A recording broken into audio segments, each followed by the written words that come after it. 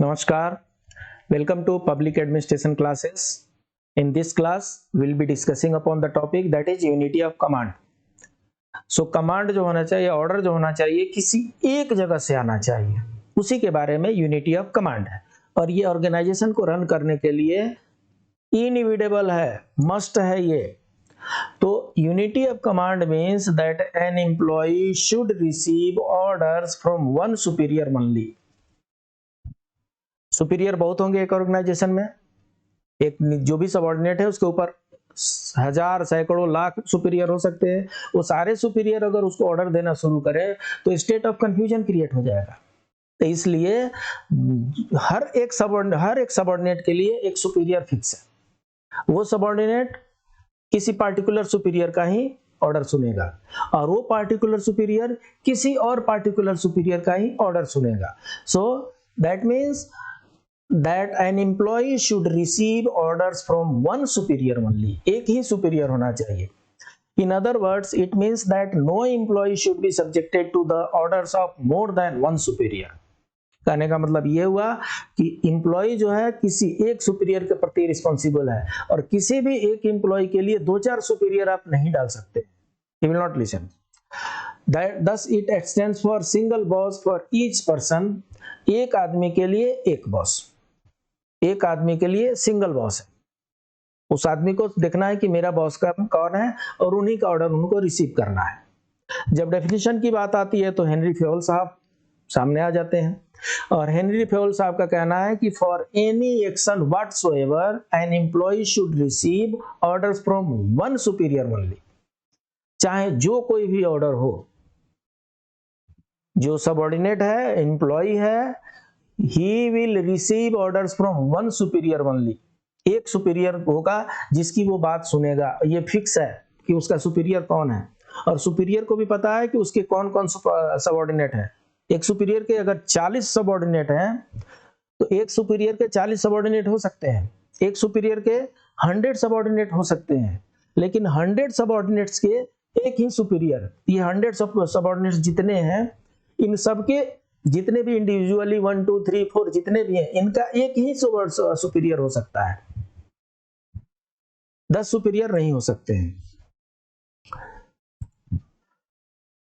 An employee is responsible to only one supervisor, who in turn is responsible to only one supervisor, and so on up the organizational hierarchy. एक employ का एक supervisor, उसका एक supervisor, उसका एक supervisor, ये hierarchy में चलता रहता है। Worker should receive work orders from only one manager.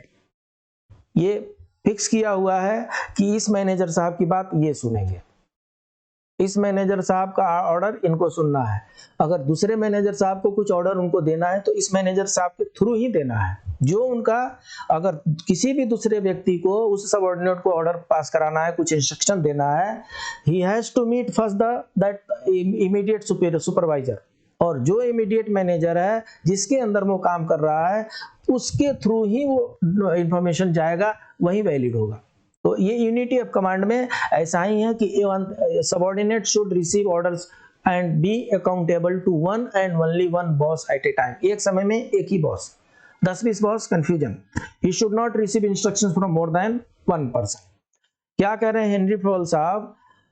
That and if an employee should get orders from one superior only, if two superiors exercises their authority on the same employee, there will be disorder and confusion. So we have to avoid the disorder and confusion. So unity of command में क्या होता है? Each worker should have only one boss with no other conflicting line of command. मैं बार बार इसको क्यों दोहरा रहा हूं? ताकि आपके कानों में ये बैठ जाए बढ़िया से कि यूनिटी ऑफ कमांड में किसी सबऑर्डिनेट का, किसी एम्प्लॉय का एक ही सुपीरियर होगा, एक ही मैनेजर होगा जिससे वो डायरेक्शन लेगा, जिससे वो ऑर्डर्स लेगा। बाकी लोग उसको ऑर्डर नहीं दे सकते। In other words, a subordinate should not receive instructions from more than one person because, reason दिया हुआ है। यूनिटी ऑफ कमांड क्यों है, इसका रीजन दिया हुआ है। It undermines the authority. अगर उसको 10 आदमी अलग अलग ऑर्डर देने लगे तो वो किसी एक का फॉलो करेगा, बाकी 9 का नहीं फॉलो करेगा।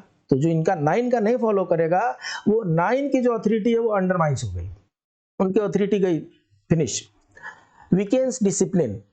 अब इसमें क्या है, 10 सुपीरियर ने उसको ऑर्डर दे दिया, नहीं आप उत्तर जाओ, नहीं आप दक्षिण जाओ, नहीं आप पूरब जाओ, नहीं आप पश्चिम जाओ, नहीं आप बैठ जाओ, नहीं आप सो जाओ। अरे क्या क्या ऑर्डर देंगे साहब, एक आदमी एक समय में एक ही काम कर सकता है। तो इससे क्या होगा, कोई एक काम वो करेगा जो उसको सुविधाजनक लगता हो, वो आराम से बैठ जाएगा, तो बाकी लोगों का जो ऑर्डर है उसको फुलफिल ही नहीं हुआ, तो इट वीकेंस द डिसिप्लिन, ये इनडिसिप्लिन हो गया।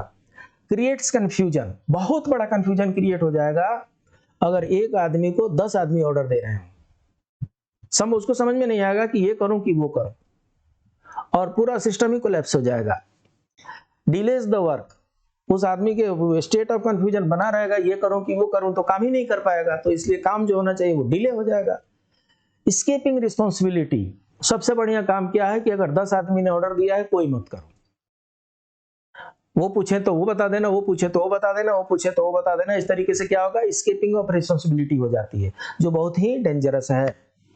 Duplication of work, duplication of work में क्या होता है, कई बार 10 मैनेजर हैं और 10 तरह के डायरेक्शन दे दिए अलग अलग, और ऐसा भी हो सकता है कि उनके काम करने का कराने का तरीका अलग था, इनके काम कराने का तरीका अलग था, काम एक ही था, तो वही काम हो रहा है बार बार, तो डुप्लीकेशन ऑफ वर्क बढ़ जाता है। ओवरलैपिंग ऑफ एफर्ट्स, वही चीजें बार बार होती रहती हैं, तो इसलिए क्या है, यूनिटी ऑफ कमांड करने की ये नेसेसिटी है। अब अगर ये नेसेसिटी है तो कुछ एडवांटेजेस भी होंगे, तो इसके जो बेनिफिट हैं, जो एडवांटेजेस हैं, जो इसके लाभ हैं, यूनिटी ऑफ कमांड के जो लाभ हैं वो ये है, better relationship among superior and subordinate. Subordinate को पता है कि इन्हीं से मुझे लीव एप्लीकेशन साइन कराना है, तो इसलिए इनका ऑर्डर तो मुझे मानना पड़ेगा, इन्हीं से मुझे परमिशन लेकर के कहीं जाना है, तो इसलिए इनका मुझे ऑर्डर मानना चाहिए। और सब सुपीरियर को भी पता है कि जो भी ऑर्डर ऊपर से आए हैं उसको इसी आदमी से मुझे काम करवाना है, इसलिए इन दोनों का रिलेशनशिप जो होगा वो ठीक रहेगा। Clear authority, responsibility and accountability, ऐसे में क्या हो जाएगा, साफ सुथरा है कि एक आदमी ऑथोरिटी देगा, एक आदमी रिस्पॉन्सिबिलिटी देगा, और वो आदमी एक ही आदमी के प्रति अकाउंटेबल है। इससे क्या होता है, इट रिड्यूसेस और अवॉइड्स डुप्लीकेशन ऑफ वर्क, एक आदमी ऑर्डर देगा और काम करेगा, डुप्लीकेशन ऑफ वर्क नहीं होगा। प्रॉम्प्ट और क्विक डिसीजन, हो फटाफट डिसीजन ले सकता है, एक ऑर्डर आया वो उसने अपना डिसीजन लिया, काम किया, नहीं तो 10 आदमी बता रहे हैं कौन सा डिसीजन सही है, पता ही नहीं चलता। Good, effective and efficient discipline, जो भी ऑर्डर आया उसको फॉलो किया गया, उस ट्यून के साथ फॉलो किया गया, उस टाइमिंग के साथ फॉलो किया गया, उस रिदम के साथ फॉलो किया गया। इससे क्या होता है, डिसिप्लिन बढ़ती है। Better coordination and team work, इससे क्या होता है ना, जो एक सुपीरियर है और जितने सबऑर्डिनेट उनको पता है कि मुझे किसकी बात सुननी है, तो अगर 100 सबऑर्डिनेट एक सुपीरियर के अंडर में काम करते हैं तो उनके बीच में कोऑर्डिनेशन अच्छा रहता है, कि टीम वर्क अच्छी बन जाती है। Boost moral and positive attitude of the workers, worker को साफ साफ पता है कि इस साहब के अनुसार हमें काम करना है, ये साहब हमारा अथॉरिटी है, यह साहब हमारे मैनेजर हैं, तो उनके अनुसार वो अपने आप को ढाल लेते हैं और उससे उनका मोरल और मोटिवेशन बढ़ जाता है। Leads to higher productivity of goods and services, जब भी सब चीजें ठीक ठाक चलेंगी तो प्रोडक्टिविटी तो बढ़ेगी ही, चाहे वो गुड्स की हो चाहे सर्विसेज की हो। तो इसलिए यूनिटी ऑफ कमांड जो है ऑर्गेनाइजेशन को रन करने के लिए बहुत ही महत्वपूर्ण चीज है। यूनिटी ऑफ कमांड होना ही चाहिए, नहीं तो ऑर्गेनाइजेशन मूव ही नहीं करेगा। ठीक है, फिर मिलते हैं, तब तक के लिए नमस्कार।